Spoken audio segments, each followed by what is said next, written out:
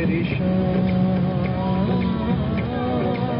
दिल्ली है, मेरी जान दिल्ली है, मेरी जान। The factual name is Garrison Beston Road. नाम शॉर्ट करके उसको अब क्या जीबी रोड बोलिएगा, दूसरा नाम दे दिया शरदानंद मार्ग, तीसरा लोग इज्जत बचाने के लिए गए थे महात्मा गांधी रोड।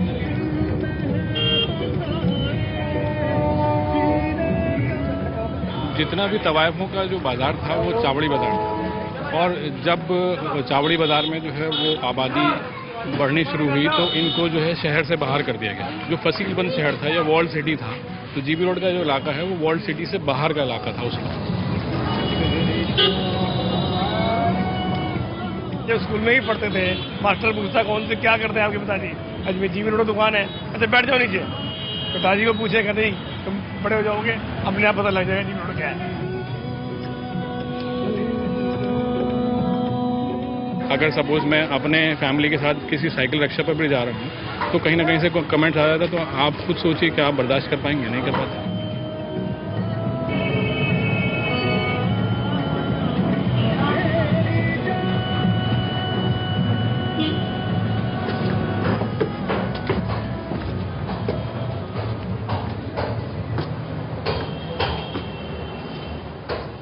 जिस दिल्ली पर लोग अपनी जान लुटा रहे हैं, हम उसी दिल्ली के ऐसे हिस्से में मौजूद हैं जहां हर शाम जाने कितनी जानें लुट जाती हों। जीबी रोड नाम जहन में आते ही कई तरह की तस्वीरें खड़ी हो जाती हैं, लेकिन यहां खड़ी 100 साल पुरानी इमारतें और उनके भीतर बने तहखाने जर्जर होकर भी खड़े हैं, गिरते नहीं हैं।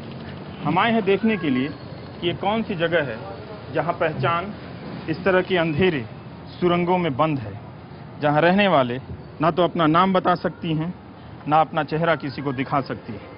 लेकिन इस इलाके में बाकी जो दिल्ली वाले रहते हैं वो हर दिन किस तरह की आशंकाओं से गुजरते होंगे, उनकी अपनी पहचान क्या है। वो जब बताते होंगे कि वो जीबी रोड के पास रहते हैं, उनकी दुकान है, उनका घर है, फिर शहर उनके तरफ कैसे देखता है। बहुत सारे सवाल हैं, बहुत सारी हमारी राय भी हैं, बहुत सारे नतीजे भी हैं, लेकिन हम देखना चाहते हैं कि हमारे इस महानगर के भीतर एक ऐसा शहर कैसे बचा रह गया है जहां से गुजरना अपने भीतर कई तरह के हादसों से होकर गुजरना है। पहले आसमान में तो देखिए मंडराते चीलों की निगाहें जाने किस मांस के लोथड़े की तलाश में, और जमीन पर खड़े मर्दों की नजरें बार बार आसमान से झांकती इन औरतों में क्या देख रही हैं।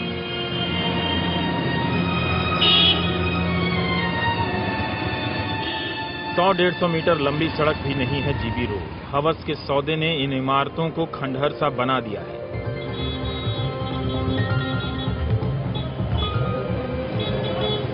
ये सब दलालों जेबकतरों से बचने की चेतावनियां हर तरफ लिखी हैं। इन सीढ़ियों को देखिए, इनकी ऊंचाई बताती है चढ़ना और उतरना दोनों मुश्किल।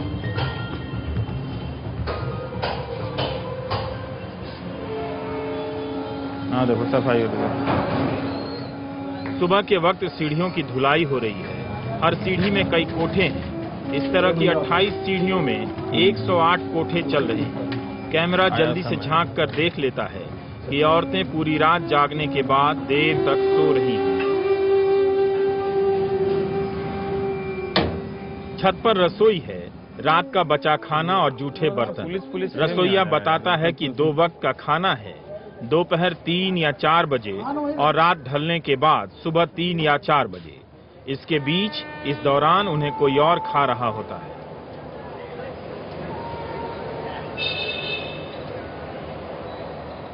अंदर इस कमरे में माँ दुर्गा, कुरान की आयतें सब हैं। तमाम मजहबों के ऊपर वालों की ये बरकत हुई है कि इन्हें 2 बाई 4 फुट के इस बक्से में रहना पड़ता है। लेकिन आप अंदाजा कर सकते हैं कि हमारे ही शहर में हालात से या ज़बरदस्ती लोगों को इस तरह से मजबूर किया जाता है कि ऐसी जगहों पर वो रहें और वो अपनी ज़िंदगी गुजारें। कल्पना करके देखें कि किसी को ऐसे हालात में रहने का मौका मिले तो क्या गुजरती होगी। 5 फुट के कमरे हैं। बाहर से हवा नहीं आ सकती है इसमें, अंदर फैन लगा हुआ है और टाइल्स वगैरह हैं। कहीं कहीं तो इसकी हालत और भी बहुत खराब होती है। और खिड़कियां हैं, पता नहीं वो खिड़कियां किसी और कमरे में ना खुलती हैं। इस कमरे में ऐसे 20 बक्से बने हैं जिसमें 2 जिस्म एक ही करवट आ सकते हैं। पैसा और हवस तो आ सकते हैं मगर हवा नहीं। ऐसी जिंदगी। हमारे कैमरे के कारण कई कमरे बंद हो गए, चेहरे छुप गए। 4 बाई 2 का कमरा है। अपना मर्जी से आता, अपनी मर्जी से गया। अपनी मर्जी से। तो आप लोग कोठा भी बदल लेते हैं थोड़े समय के बाद? इधर से कमरा है, रात इधर भी देख लेते हैं। अच्छा, ये काफी ठीक ठाक है। ये कमरा नायिका का है, काफी अच्छा है। नायिका के अंडर ही सेक्स वर्कर काम करती हैं। रेट इसी कमरे से तय होता है। कई बार औरतें रेट के कारण अपना कोठा बदल लेती हैं, लेकिन असलियत यही है कि जिंदगी अच्छी नहीं है, हो भी नहीं सकती है, कोई चाहता नहीं। वो कैसी जिंदगी है जहां आपको अपना नाम बताने का मौका ना मिले, जहां आपको चेहरा दिखाने का मौका ना मिले, और मिले भी तो ऐसी जगहों से जहां आप 2 बाई 2 की खिड़की से झांक कर किसी को बुला रहे हैं। यहाँ जिससे दुनिया बेखबर है वो अखबार पढ़ रही है, और ये वो बालकनी जिससे ये औरतें दिन भर झांका करती हैं। बाहर से ऐसा दिखता है। हम इन तंग रास्तों से गुजर रहे हैं समझने के लिए कि जिन्हें सेक्स वर्कर कहा जाता है उनके अधिकारों की रक्षा कैसे हो रही है। कमरे के भीतर कमरा, छत पर यह महिला बताती है कि पानी के ड्रम में ताला लगा है। आप लोग कुछ बोलते क्यों नहीं? क्या बोले हम? इसमें अनाज रखा हुआ है। पानी है, गंदा कर देते हैं, गुल्ला उल्ला करते हैं, नहाते हैं। दीवार पर उस इतिहास की तस्वीर है जहां से मुजरे का सफर शुरू हुआ होगा। पेप्सी का फ्रिज है ताकि ग्राहक मर्दों को कोक, पेप्सी और मिनरल वाटर भीतर ही मिल जाएं। देखिए कि कैसे दुकान जो है यहाँ तक दुकान चल के आ रही है कि चिप्स, पापड़ वगैरह वगैरह। और ये आंध्र प्रदेश की मूंगफली है। इसका भी मार्केट है, और वो इसलिए है कि यहाँ पर ज़्यादातर लड़कियाँ जो हैं बहुत सारी संख्या में, कुछ लोग बंगाल से आती हैं, कुछ लोग आंध्र प्रदेश की होती हैं। तो पीछे से जो खाने पीने की आदतें हैं वो नहीं बदलती। कितने की पैकेट है ये? 10 रुपये।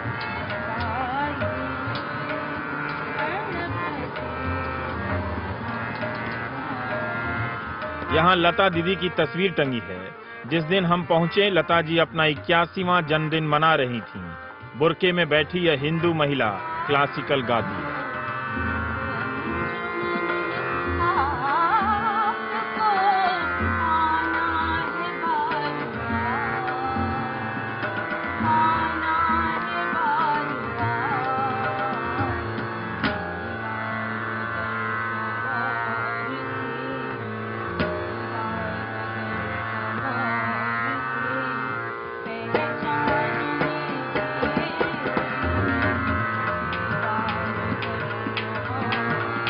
ये गजल इस महिला के लिए रोजगार है। इसी के रचनाकार शहरयार को उनके साहित्यिक योगदान के लिए ज्ञानपीठ मिला है। रागेश्वरी कहती हैं कि मुजरा के कदरदान बदल गए हैं। लोग किसी की गहराई को तो नहीं जानते ना अंदर से। समझदार लोग तो कहते हैं कि नहीं, ये भी इंसान है, ये भी इस समाज का एक हिस्सा है। लेकिन लोगों की सोच बदल गई है। आजकल ज्यादा तो वही चल रहा है जो मुन्नी उन्नी क्या क्या वगैरह वगैरह गाने चल रहे हैं, उस पे डांस होता है। उस पे डांस होता है। इनकी शक्ल तो नहीं दिखी, लेकिन जिस कमरे की तरफ पीठ थी उसकी सजावट बताती है कि शाम होते ही मुजरे की क्या शक्ल होती होगी। इस कोठे पर बेड़िया जाति की लड़कियां ज्यादा हैं। पाजेब को ऐसे बांधा जैसे मुक्ति की कोई ख्वाहिश ही ना हो।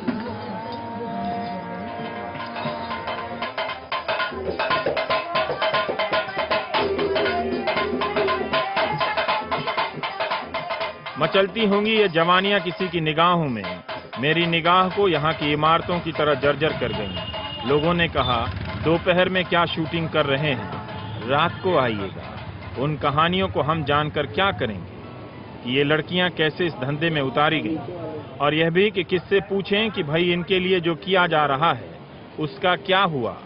सेक्स वर्कर के पुनर्स्थापन, उनके अधिकार, मानवाधिकार, कानूनी वैधता, तमाम तरह के सवाल हैं और उन सवालों की इतनी जटिलताएं हैं, उन पर इतने विस्तार से चर्चा हुई है कि उसको अभी हम यहाँ नहीं सामने लाने की कोशिश करते हैं क्योंकि वक्त ज्यादा लगेगा।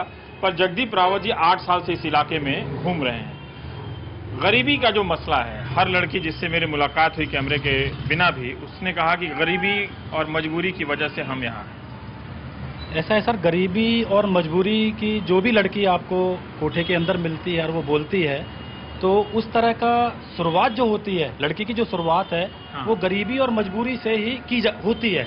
हाँ। लेकिन जब वो लड़की यहाँ आती है, किसी भी फ्रीडम से आती है, कोई लेके आ रहा है, ट्रैफिकर लेके आता है, तो उसको उससे पहले ये बताया जाता है कि इतना जटिलता नहीं बताई जाती है कि इतनी प्रॉब्लम होगी वहाँ पर जब लड़की यहाँ कर देखती है तो वो बोलती है कि नहीं, उसको वो गरीबी छोटी लगती है और कहती मुझे नहीं, यहाँ नहीं ये काम करना है। जीबी रोड के कोठों के नीचे यहाँ बिल्डिंग मटेरियल और मशीनों की दुकानें हैं। बिल्डिंग मटेरियल संघ के सदस्य बताते हैं कि जीबी रोड की पहचान कैसे बदल गई। आज से 30 साल पहले लोग गाना सुनने आते थे, बड़ी बड़ी गाड़ियाँ आती थी रात को। पहले ये होता था कि हमारी दुकानें बंद होती थी तो इनके शटर जैसे एक तरीके से खुलते थे, तो लोग भी जो है ना इस काम के लिए, जैसे पहले शर्म थी कुछ, तो रात के टाइम ही आते थे। अब 24 घंटा आप जाएंगे, आपको 24 घंटे अब तो यह खुला है, तो यहाँ के दल्ले हैं, स्मैकी हैं, जेब कतरे हैं। आपके अंदर कोई कॉन्फ्लिक्ट नहीं होता? आप निकल के आते हैं? हमारा उनके कॉन्फ्लिक्ट नहीं है, हमारा कोई conflict. They are busy in their own business. हम उनको तंग नहीं करना चाहते, वो हमारे को तंग नहीं करते। मगर जीबी रोड की हालत देखिए, बैलगाड़ी, बीएमडब्ल्यू, रिक्शा ठेला सब एक साथ जाम में फंसे हैं। यहाँ की हालत इतनी खराब है कि ग्राहकों ने भी अपना रास्ता बदल लिया है। कस्टमर को चाहिए गाड़ी दुकान के आगे खड़ी हो, एयर कंडीशन शॉप में घुस जाएं। वो हमने दुकानें एयर कंडीशन करी हुई हैं, पर कस्टमर फिर भी नहीं आता यहाँ। जो अच्छा एक्सपेंसिव खरीदने वाला कस्टमर है वो आसपास ही कहता है यहीं से ले लें, वो इधर आने में ज़रा हिचकिचाता है। कहीं सोसाइटी में बैठे हैं, वो स्कूल के टाइम छोड़ दिए, जब बड़े हो गए थे, कहीं भाई कहाँ शोरूम है, कहाँ ऑफिस है, जीबी रोड पे दुकान है, अब मार्केट का नाम है, अब ट्रेडर्स के अंदर अब वो चीज़ नहीं है। जब रात में आप 8-10 बजे के करीब गुजरेंगे, बेइंतहा अंधेरा होगा, बैक लेन से आप गुजर नहीं सकते। वहाँ पर जो है वो सारे गलत किस्म के लोग वहाँ बैठे होते हैं। अगर आपको देखते हैं आप अच्छे कपड़ों में, वो आप पे हमला भी कर सकते हैं, हुए हैं। आप लोकल से अगर पूछेंगे तो मैं गलत नहीं कहता, आए दिन ये हमले छोटे मोटे तो होते ही रहते हैं। अब हम आ गए हैं शाहगंज, जीबी रोड के ठीक पीछे का मोहल्ला। 400 साल पुरानी मस्जिद की तरफ हम चल पड़े हैं। मुगल दरबारी सैयद मीर अशरफ अली के नाम पर 4 सदी में मस्जिद एयर कंडीशन हो गई। यहाँ से निकलकर हम चले आए उनैजा के घर, बिना बताए, बिना जान पहचान। उनैजा नॉर्वे में माइक्रोबायोलॉजी में पीएचडी कर रही हैं। इवन आई रिमेम्बर एक बार जब हम लोग के फ्रेंड्स थे कॉलेज के, तो I told them to come ना पहली बार घर पर, तो मैंने उन लोगों को रास्ता बताया, तो दे वर गर्ल्स फ्रॉम तुर्कमान गेट, तो उन लोगों ने बोला अरे हम तुम्हारे घर नहीं आएंगे, हमारे मम्मी पापा नहीं आने देंगे उस रास्ते में। जस्ट लाइक अरे हम लोग तो रोज जाते हैं, कुछ ऐसा नहीं है। कॉलेज से वापस आ रही थी, तो यहाँ पे वो वाइन शॉप और बियर शॉप है, तो वहाँ पे कोई लोग आपस में लड़ रहे थे, तो उन्होंने उनके हाथ से मेरे पर वाइन गिर गई थी पूरी, तो बहुत प्रॉब्लम हुई थी। मेरा इवनिंग कॉलेज था, रात को 8 बज रहे थे, मैं तब वापस आ रही थी उस एरिया से, तब हुआ मेरे साथ। उनैजा के पिता बताते हैं कि रिश्ते के लिए बात चली तो लड़के वाले ने कहा कार्ड पर जीबी रोड का नाम मत लिखिएगा। तो पता नहीं लोगों के दिमाग में क्या ख्यालात जाते हैं, जीबी रोड तो वो एरिया है, तो इसलिए लोगों के दिमाग के तासुरात ही बदल जाते हैं जीबी रोड का नाम सुनकर। तो जो रिश्ते के लिए इनके आ रहे थे उन्होंने हमें साफ मना किया, आपने हमें तो बता दिया कि जीबी रोड के पीछे शाहगंज, पहले आप अपने कार्ड वगैरह में मत लिखिएगा कि आप शाहगंज जीबी रोड के पीछे रहते हैं। शाहगंज फसीलबंद यानी वॉल्ड सिटी की सीमा से लगा मोहल्ला है। यहीं से चंद कदम पर नई दिल्ली रेलवे स्टेशन है। मोहल्ले वाले कहते हैं कि उनका जीबी रोड के कोठों से कोई पाला नहीं पड़ा। एक यहीं आकर लगा कि वक्त नहीं बदला है। ये बैलगाड़ी हमारे समय के सुपर स्पीड वाले समय बोध को चेतावनी देती हुई चली आ रही है। जीबी रोड पर कई तरह के एनजीओ सक्रिय हैं। तमाम तरह के मुद्दे हैं जिनके इलाज के लिए मोबाइल अस्पताल है। मगर एक किरदार से तो मिलना बाकी ही रह गया, एसएचओ सुरेंद्र कौर से। ये महिला थानेदार दबंग तो नहीं है, मगर स्टार से भी कम नहीं है। फेमिना ने इनके बारे में छापा है ब्रेक के बाद।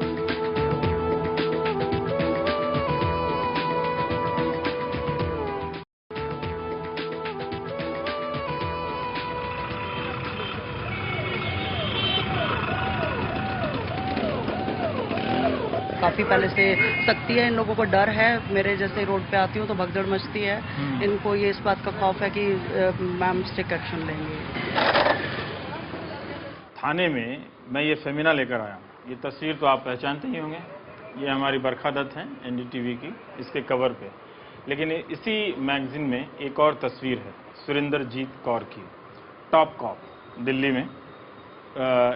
इनके बारे में लिखा है और ये लिखा है कि जब भी जीबी रोड के कोठे की लड़कियों की ज़रूरत होती है वो इन्हें कभी भी किसी भी वक्त फ़ोन कर सकती हैं। तो सुरिंदरजीत कौर से हम भी मिलने आए हैं कि उनके अनुभव को जानने के लिए कि कैसे उन्होंने इस जगह पे पुलिसिंग की है।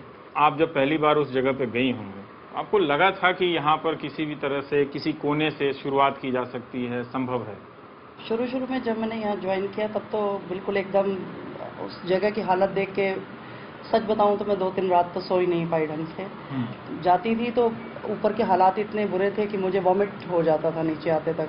80 से ज़्यादा आपने नाबालिग लड़कियों को छुड़ाया है, वो कैसे हुआ?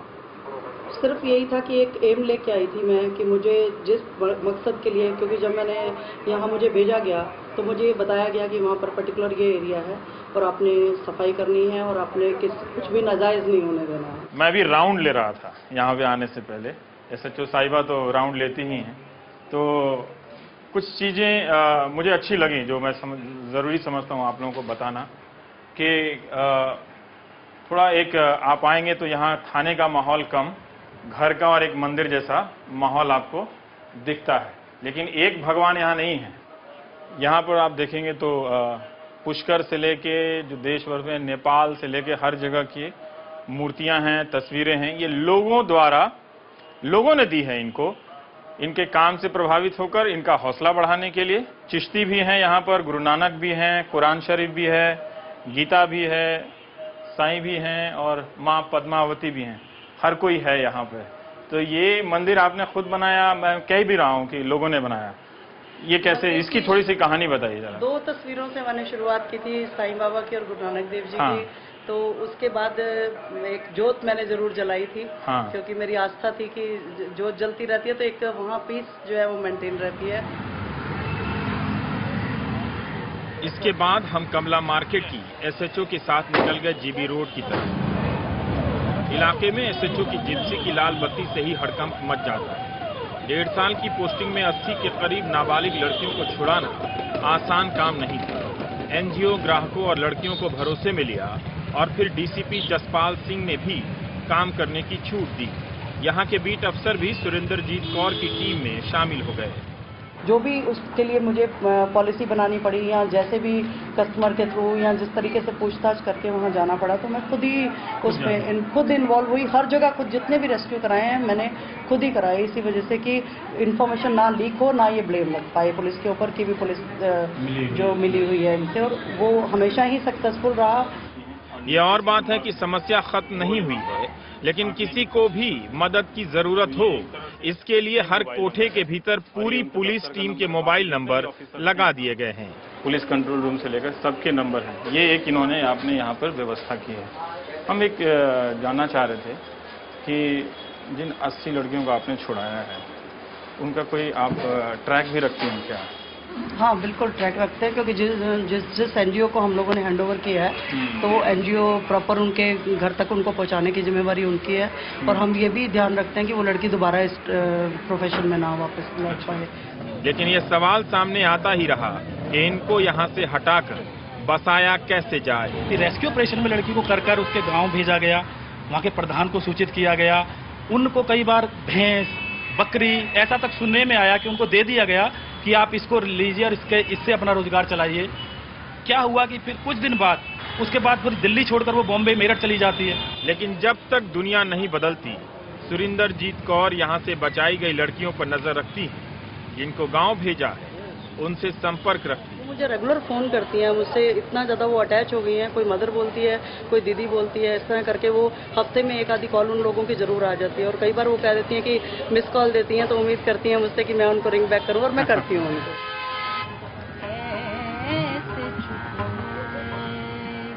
यहाँ हर किसी के पास अनगिनत कहानियाँ हैं। इनकी जिंदगी में झांक कर क्या दिखा और क्या दिखा पाया आपको मालूम नहीं। तेरा मिलन